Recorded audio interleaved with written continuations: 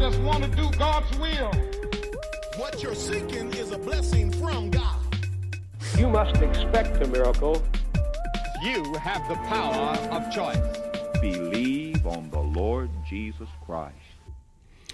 Welcome to Live Today Live. We are in that limbo state where we believe Roe versus Wade will be overturned, but it has not been overturned officially yet. So we remain optimistic despite the protests. The radio this morning when I was driving, they said that pro-choice supporters are rallying outside of Supreme Court justices' homes. I'm like, yeah, that's a little sweetened up and polished. There's a lot going on. We're going to talk about it. You're invited to be a part of the conversation. I know I talked about this Monday, but today I have a guest that this is where he lives. He's the CEO, president, co-founder of 40 Days for Life. He's been on before. I enjoy talking to him. Shawn Carney is with me. I have to say one thing before I get to Shawn. I had somebody comment that, it would have been okay for your mother to abort you because you wouldn't have known the difference. And I thought, well, I get hit by a semi blindsided. I don't know the difference either. I don't know that is really a good thing. And I thought, my 4 kids and with their 4 wonderful spouses, they would know the difference. My wife would know the difference. And this little guy that I'm going to show you would know the difference because today is my 31st anniversary. Credit my wife. And after 31 years of being married, because of the choice that a woman with an unwanted pregnancy, an unplanned pregnancy had to give me up for adoption, this little guy's here. This is my first grandson. And he is just don't argue with me. He's the cutest kid in the world. So that's just the way it is. But you look at abortion and you think, okay, how many people aren't here because of this line that has been sold in our society that it's a clump of cells or it's a woman's choice? We're radically impacting our world with abortion. And so we're going to talk about lots of different things. Shawn, thank you for taking the time. I always enjoy talking to you, and this is a big time for all of us in the pro-life movement, but it's not the end game. It's sort of the beginning. It really is. I mean, Roe v. Wade should have never been decided.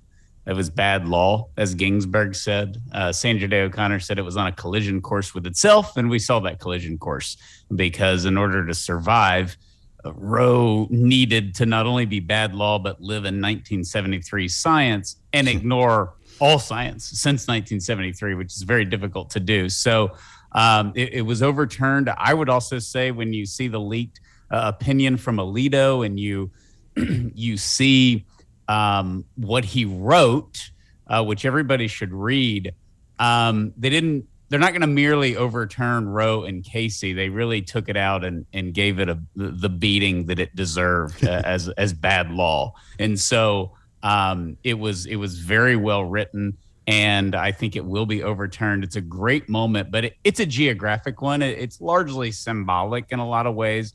It will go back to the states. I think folks will be surprised by states that keep abortion. Yeah. But we're in all 50 states. We've been making post-Roe plans for a number of years, basically once Kavanaugh was in, and it's a great thing for our country. It was a barbaric law, and we didn't ask for it. Women didn't vote on it. It was an all-male Supreme Court. A much more diverse group of justices are going to be the ones to overturn it than the ones who gave us this bad law, ironically. So it's very exciting, and it'll go to what social issues go to in our country, which is back to the states. And so you'll see states either have a trigger law that will have abortion forever, and we love it. We're going to be an abortion safe haven, or you'll have places like Texas that it's banned immediately. And so we shall see. I think it's going to be upheld easily. I think these goofballs that are going out to the justices' houses are hurting themselves. They're only going to dig in, and so I think it's going to be a very, very exciting time for the pro-life movement because we're ready. And The abortion industry is not. They're very top heavy. They're very weak in the grassroots. We're very strong, and that's where this battle is going. Okay. So I do want to talk about future strategy. I want to bust some of the myths that are being perpetrated out there, like abortion is going to be banned. And there's some weirder ones. I'll get into those. But I have to ask you about this first. And I showed this on Monday. This was a pro-life organization up in Wisconsin where they wrote on the outside, if abortions aren't safe, then you aren't either. And to back that up, they firebombed the inside of their offices. This spate of violence that we're seeing, what you in today's climate should easily be called insurrectionists trying to overturn, the Supreme Court decision, trying to intimidate the justices. There is a level of violence, and I know that a lot of the media is shielding people from that violence. But if you do a little research and dig, you will see the violence. This is not an isolated incident. You got people disrupting church services. All you got to do is read some tweets, and you'll see the violence is out there. Why do you think there's so much violence associated with the opposition? It's not even like banning abortion nationwide. It's opposition to letting people decide. Yeah, Alito in the opinion put, many in our country will think that the Supreme Court is trying to control women. It's quite the opposite. For the first time, this issue is being removed from the court and handed to women and men in their states to decide. It's empowering women, just showing how brilliant Alito is. The arson, all the threats, all the violence. It's not surprising. I think it's surprising when you see it around the race issue, because Martin Luther King was a man of peace. You see it around Obamacare, other issues where when violence takes place, nobody's for it. You just lose everybody. But with abortion, I think it makes perfect sense. I don't like it. I don't want it. But I definitely expected it, because violence is the bedrock of abortion. Violence is required for every single abortion that has ever taken place in the United States or anywhere else in America. It is a violent act, not for the sake of healing, but for the sake of killing very violently. And when you advocate for abortion, whether you like it or not, you are advocating for violence.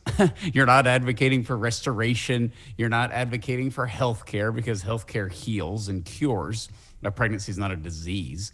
And so when you advocate for abortion, you advocate for violence. And, we sent out a video today, not talking about us believing that abortion is violent, but the experts, and not the experts like politicians or pro-life, or even pro-life doctors, but the unrepentant abortion doctors themselves, because they don't believe in the pie in the sky rhetoric of the corporate side of the abortion industry. They do the dirty work, and they know it. And so when they talk, it's very powerful, because they describe abortion and they talk about how violent it is. And we have that video on our YouTube page, because they'll tell you what abortion is and what it isn't. And they'll tell you that it's violent, and it has to be in order to end the life of the unborn child. So it's expected. I do think we may see a little bit more of a surge in the violence once they release the opinion, which could be tomorrow, or it could be late June. They may just wait late June, because that's what they were planning anyways. But then I think it'll go away. And they'll move on. But yeah, the violence it's disturbing, but it's not surprising. Yeah, the leader of long ago in a state, I think it was when I lived in Oklahoma, I voted for a Democrat. He's a good politician. I liked him. He was great, so I voted for him. I don't think I've ever voted for another Democrat because of this issue right here, because the Democrat Party has moved to they've basically purged most pro-lifers out of the party, to the point, and I think people need to understand this, because our vote is our voice as Americans, right? And in most Western countries, your vote is your voice. Senator Chuck Schumer, they're voting today This is the leader of the Senate under the Democrat Party, right? At least until November. They are voting today to codify a law that would allow abortion in every state up until the second of birth, on demand. You don't need a medical you don't need the life of the mother to be injected. You just need to decide, you know what, I was scheduled to be induced today, but let's just go ahead and take the child. Let's kill the child, right? He wants that to be the law in every state in the land, with the states having no say over it. So that, to heck with the will of the people and democracy and voting and anything like that they claim to uphold.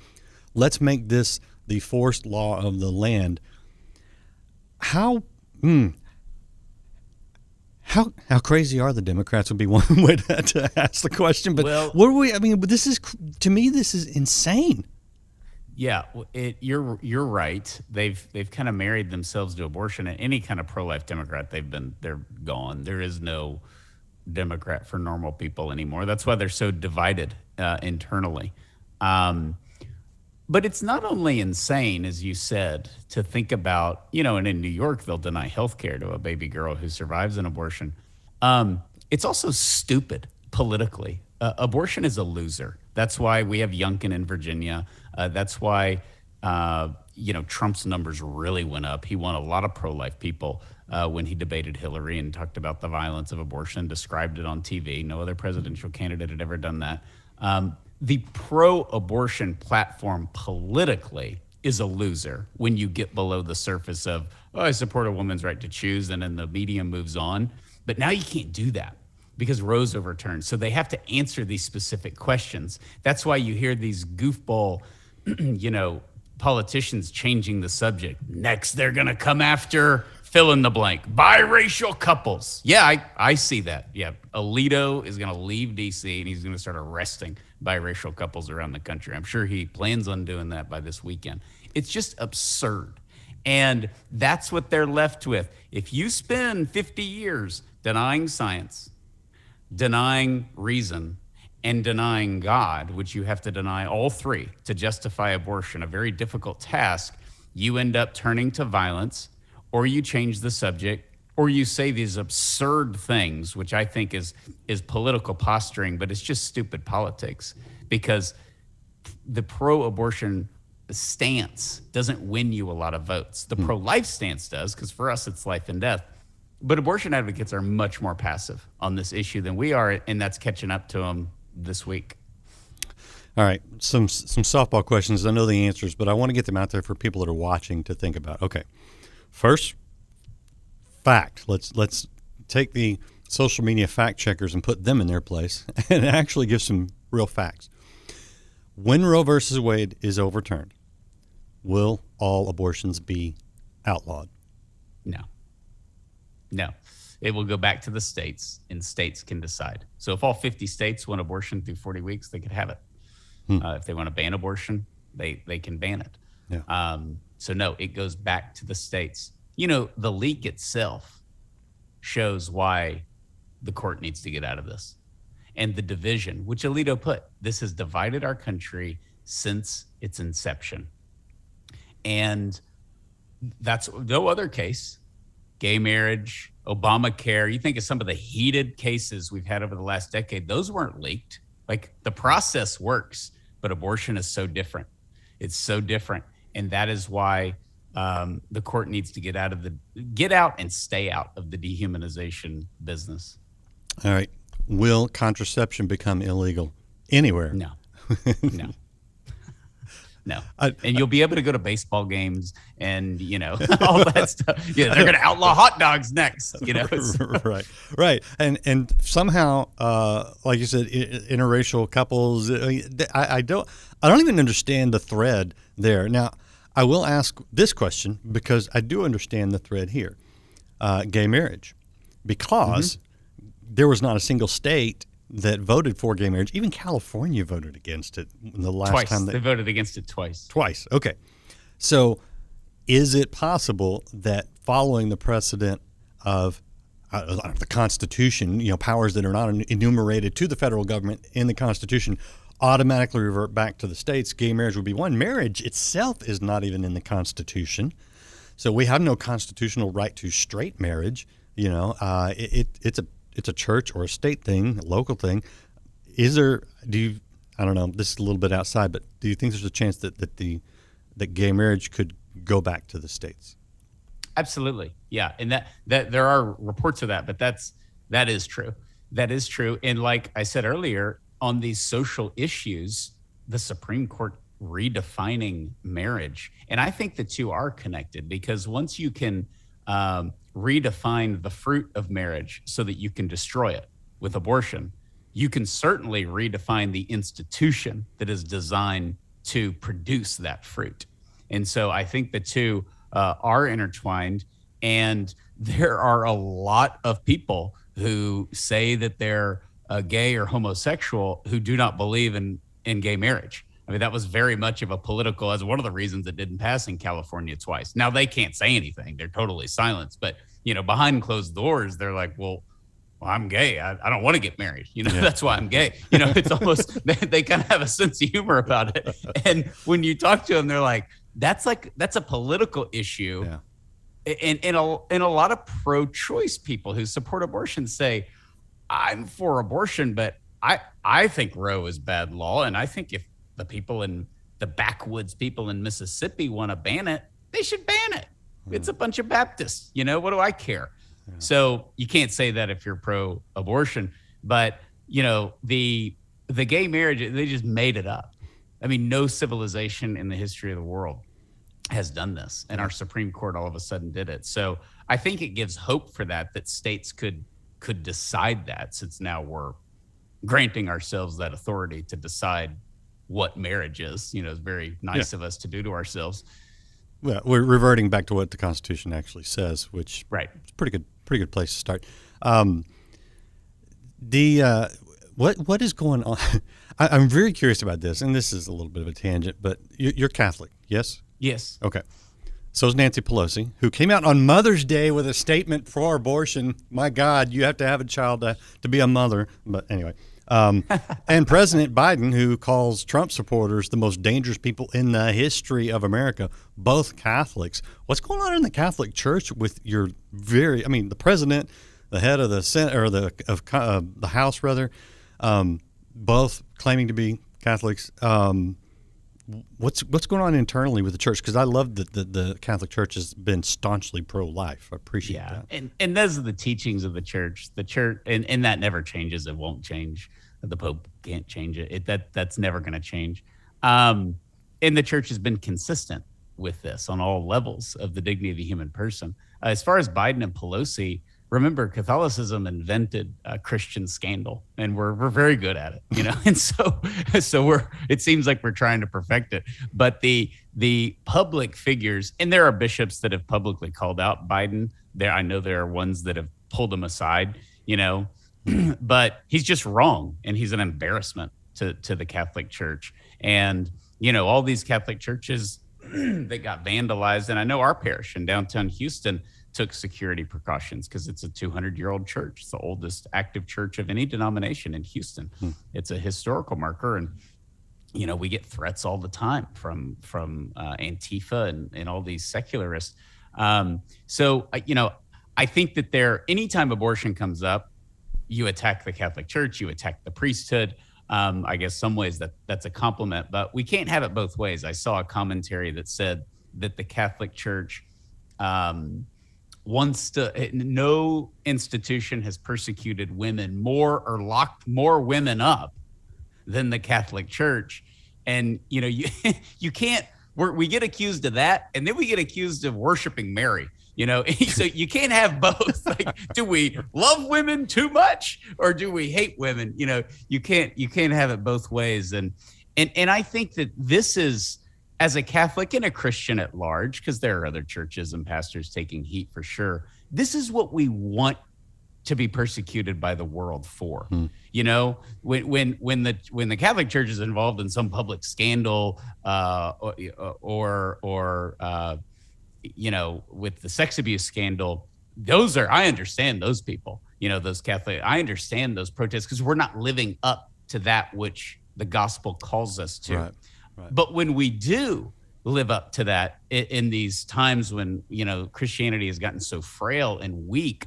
That's good. It just shows the powerful sign that basic stances from the gospel on the dignity of the human person, they go a long way in our secular culture. And so I think the hostility, they're upset that we Christians just haven't gone away in America. And you're hearing a lot of that this week.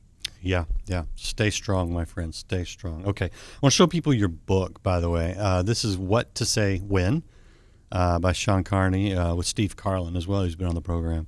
And I bring this up because it's a great guide for anyone who wants to be more educated and perhaps even more vocal, because the tendency, I know a lot of good, strong, pro-life Christians, good people, but when this topic comes up, they know the anger and the passion that surrounds it, and so they don't like conflict.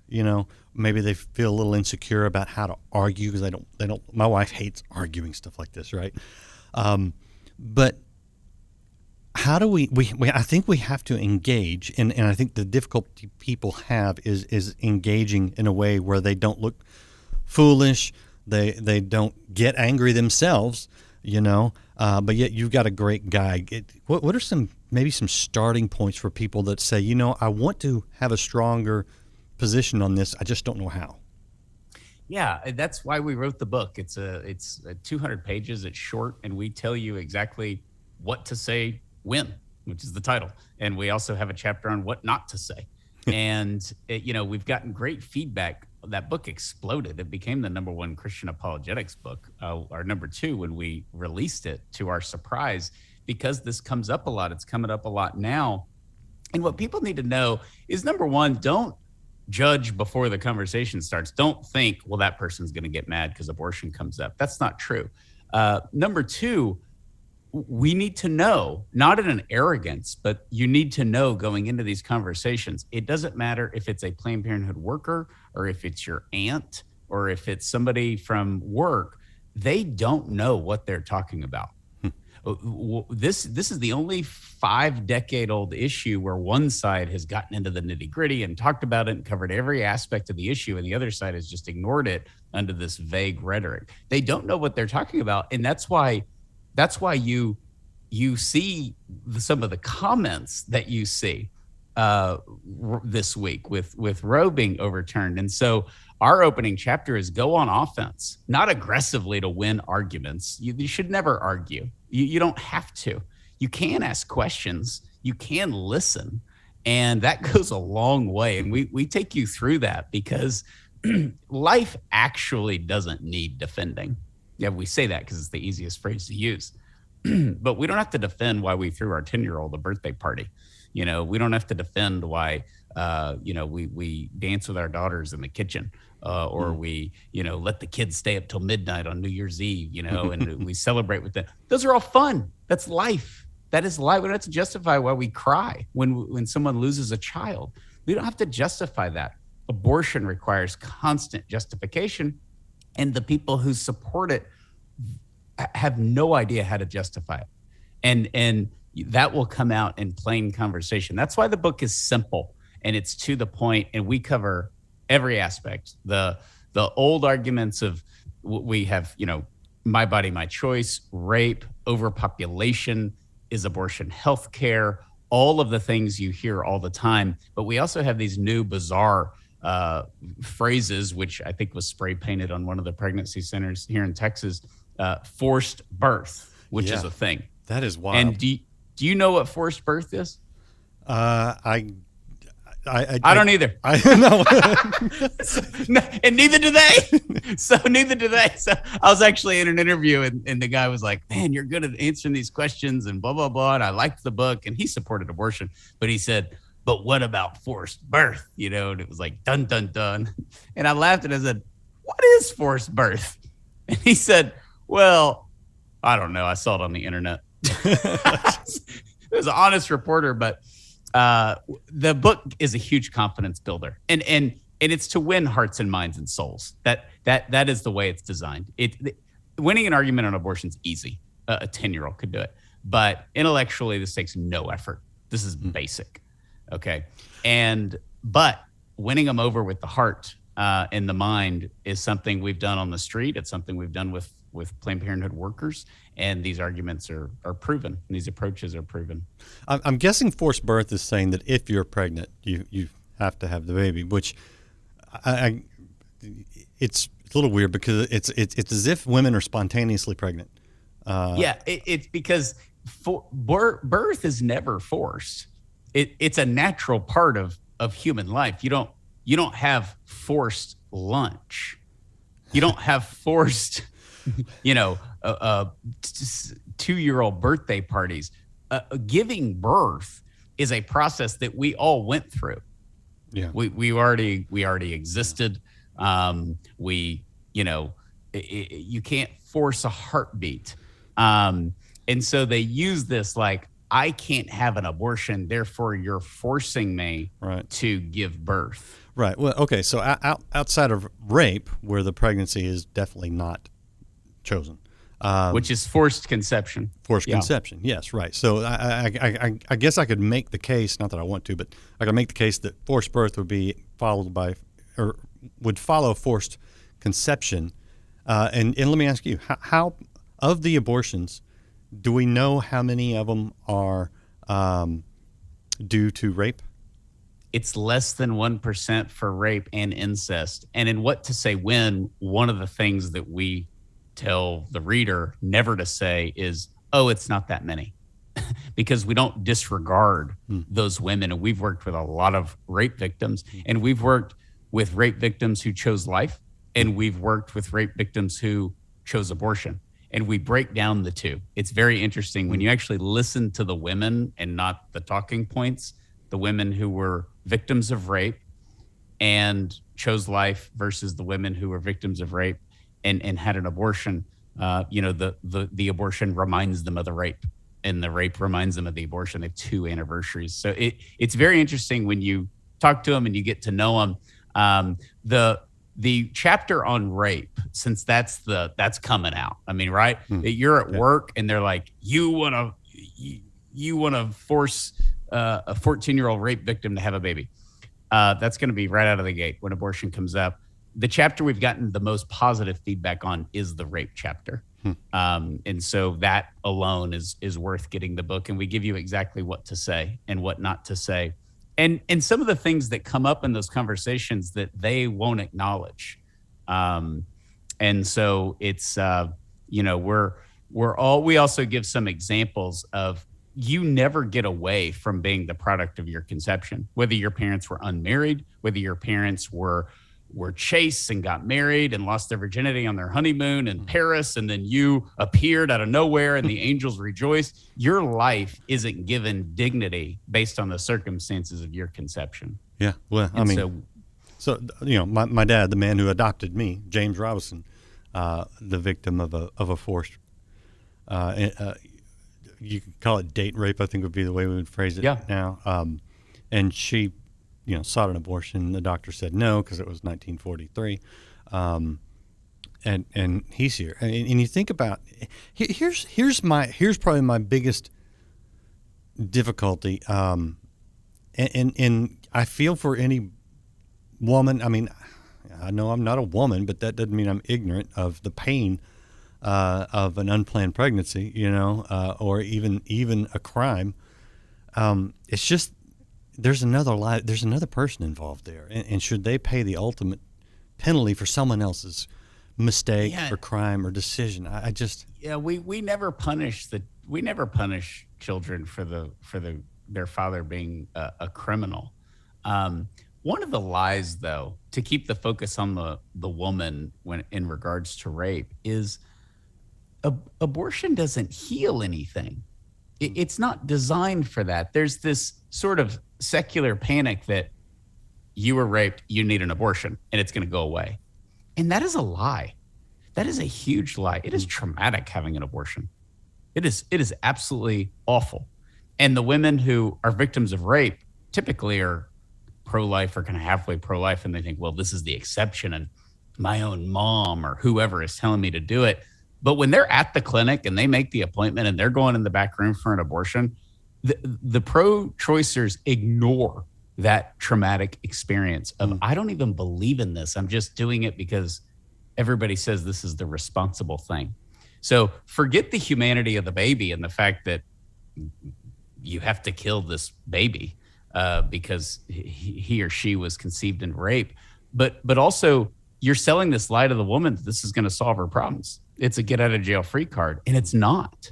It's not for the rape and it's not for the abortion itself. Yeah. And again, that's less than 1%. And the 99% we're talking about are people that just elect to, because they view it as birth control. And that's where I think it's easy to win. You can only do it, and this is the big picture, and this is the this is how we've got ourselves into this mess. You can only do all this and have these conversations if you legally dehumanize a segment of your population. And the Supreme Court's done it twice. The first, color of their skin. Yep. The second, their size and location. And that's why the Supreme Court needs to get out and stay out of the dehumanization business. Anytime a segment of a population, Nazi law did it to Jews, anytime that group is dehumanized, most of the people kind of passively go along with it. You know, well, it's legal. And that is interesting about your point with the Democrats, because I think a lot of people will say they relied on Roe and they'll say, you know, I don't know. I'm liberal or whatever, but I've never been uncomfortable. I've never been comfortable with abortion. I've got my niece or my grandkid on the fridge with the ultrasound. Right. Supreme Court did it. I'm fine with it. And let's move on. Yeah. Kind of gives you cover for not being really, in a lot of cases, fully honest or living up to your professed beliefs. I love well, I would never do it, but I don't want to tell someone else they can't. I mean, said the pro-slavery Northerners. You know, it's like, well, I would never own slaves. I don't need them, but I live in an apartment in Boston. I don't have 100 acres in Alabama. If he needs slaves, let him have slaves. Which was the attitude, very much. Which was the attitude, absolutely. And it was the same argument, and they entered states' rights. But when Howard Stern commented the next day, the Supreme Court justices that are overturning Roe should be forced to raise all these unwanted children. Thanks. Which is actually an accurate statement, right? Move their children. I mean, that's the you Northerners want to end slavery, you should have to hire one. It's the same mentality. That this is a parallel that we Americans, and we've kind of switched out the words, but this is why it's very, very dangerous. Except we have all benefited from not being aborted, and yet we're deciding the fate of millions of children. So last thing I want to deal with, because this does come up very, very quickly, and it's a comment by Lucinda on YouTube at the moment. She says there are many circumstances, unless you've been there, you can never understand. And I'm not sure what the implied message is quite there. I may be misreading it. But what you get, especially to men, is you're not a woman, you can't understand. Or, you've never faced this circumstance, you can't understand. And I understand the sentiment of that, but I don't think from an intellectual standpoint, from a moral standpoint, and actually from an empathy standpoint, that you have to be in a circumstance to have a position on it or to even empathize with it. Case in point, I've never been Jewish, but I know that it's wrong to try to exterminate an entire group of people. I've never been black. I know that slavery is wrong. I've never been a woman or been pregnant, because I can define a woman, unlike the latest Supreme Court nominee. And I cannot get pregnant, despite what people may be telling us in kindergarten these days. But I can still say that that's a life, right? Yeah, I mean, that can. There's two things there. That can justify anything. I can say, well, you don't understand because you've never been in my shoes, that I really do understand. So it's a little bit of a contradiction, but that phrase, you never, until you walked a country mile in their shoes, you never know. Well, then that's just the height of relativism. Then we don't have to stop at stop signs. We can drive drunk all day. We can let pregnant women on roller coasters, which we don't do now. We can beat our wives, and somebody tells us it's wrong. We say, until you've walked in my shoes, until you've come home to her, you don't tell me what to do. But the other part of that is, I don't understand what it's like to be pregnant, but I do understand what these women go through, because we've worked with tens of thousands of them, and I understand why women have abortions. I don't sit there with my hands up going, how in the world could you? Quite the opposite. I understand why they have an abortion. I understand because it's legal. They don't feel like they have freedom of choice. They feel like they have no freedom and no choice. They're totally alone. Their boyfriend could be a loser or abusive or both. Their parents could be even worse and forcing them to have an abortion. I understand why women have abortions, the many reasons. I think that they have been sold a bill of goods, and it is absolute scam what these feminists have done to these women, and they have to live with it. There's no follow-up appointment with an abortion. They have to live with it, and it is a sad road. And so I think it's a little bit of a cop-out to say, well, until you've been in their position, you can't tell them what to do, because we don't believe anyone has the right to take the life of another person. And so it's why we put drunk drivers in prison. It's why we put murderers in prison. We don't. There's, as you said, there has to be an absolute standard under the law. Yeah. And that's why we ended slavery, and that's why we went to Europe and won the war. Yep. And you're not suggesting that women who have had abortions be put in jail or anything like that. No. Just for clarity. Yeah, just for clarity. Yeah. Shawn Thanks Carney. for bailing me out. Appreciate the conversation. We can go on, Lucinda. I'm sorry. She's coming at the tail end of the conversation. She's had an abortion. And where do you send women who have had an abortion? Because I want to be very, very clear that you and I both, we're not here to shame a woman who has made the decision in the past. We would actually want her to find healing for that. Where would you point them? In a lot of ways, we're the outsiders. I mean, even as a pro-life leader, that's what's beautiful about our movement is people like her and the hundreds of thousands of millions of other women who have had an abortion who have spoken out. Our movement's not led by self-righteous pastors or Christians wagging their finger. Quite the opposite. The March for Life is led by women who have had abortions, doctors who have done abortions. We have a former abortion doctor on our staff. We're not a movement with some disconnected, feeling to this issue, like we're in a tower preaching theology. This is a movement of converts and of sinners and of hope. We've been in the dirt of abortion, and that's why we know that it's bad. And so, where should she go? She should Google her closest. Either there's Rachel's Vineyard, which is a beautiful interdenominational retreat for women who have had an abortion. It's private, it's confidential, it's proven, it's decades old. And then there are a number of post-abortive retreats. I would Google that, depending on where she is, and go and get healing, or continue your journey to get healing. Because the other lie is that it's done. There's nothing you can do. And look at what kind of person you are. And look, the shame of the world and the guilt of the world is not something you have to carry.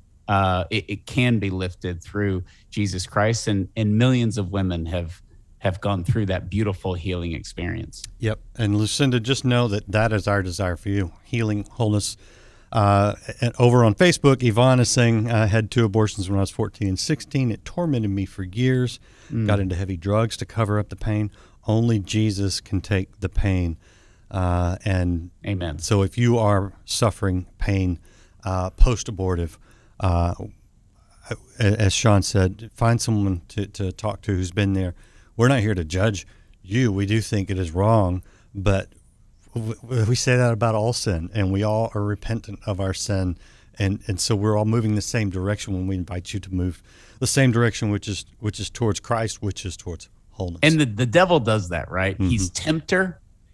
How are you going to raise this baby? What are you going to do? All your circumstances. And then right when someone has an abortion or any sin for that matter, he's the prosecutor. Yeah. Look at you. Yep. You call yourself a Christian. You're a terrible person. And that's why we have to cling to the cross. Yep. All right, Shawn, I got to let you go. I so much appreciate your time.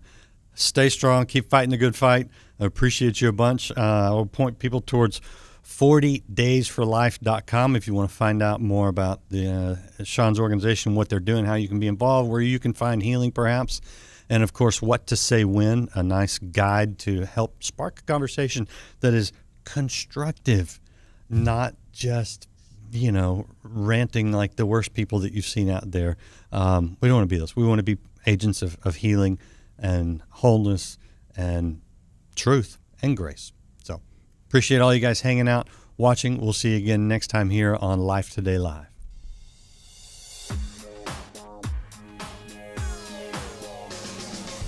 We have an opportunity to make America a better nation. All we say to America,